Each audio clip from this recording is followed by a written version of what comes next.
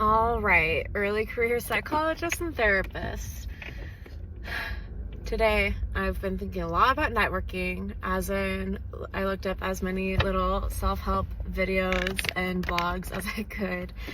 It's just really overwhelming, and it was something that my training experiences did not prepare me well for.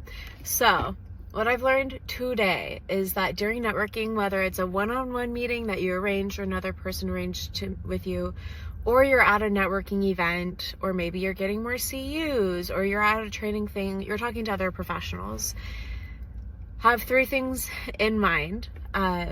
One, come prepared to talk. I think it always feels so cheesy, like the conversation cards or having planned out pointers.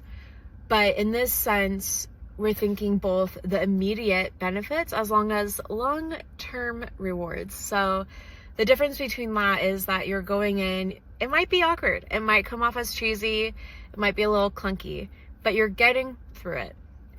That then, the more you do that and the more you practice those same questions and you have either learning experiences or positive experiences, or they're one and the same, over the long term, it becomes natural. Just like when we talk with clients about limits of confidentiality, we all remember how awkward it was for a while and how natural and how much of our own it feels. So the same comes from networking questions. So go in with a list of, how did you build your practice? How did you come into this field? What are the clients you work with? How did you learn about this event?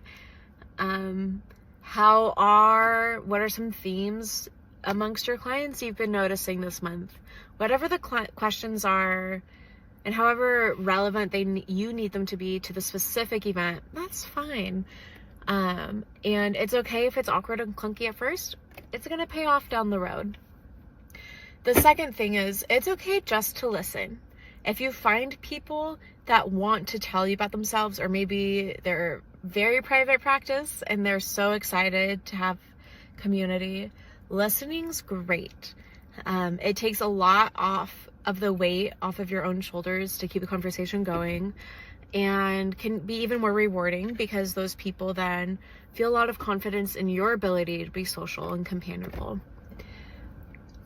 There's probably more that could be said for that specific point, and hopefully it'll come to me over time. The third point is when you do talk about yourself, so we're kind of going back to the first point, but when you do talk about yourself, promote your business. You don't have to feel like you're doing a lot of self-flattery. One problem that I got into was that it wouldn't be fully self-deprecating, but it'd be a little bit awkward. Like, I'm a returning student to this school.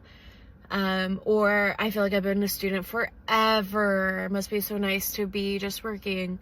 And my supervisor, very kindly looking out for me, was like, let's take some of that language out of these interactions. That's something you can do with people who know you. But we want you to seem calmly confident at the very least. And that helped me so much, even having that permission to rephrase and reframe the words and the messages that I'm sending. So those are some things.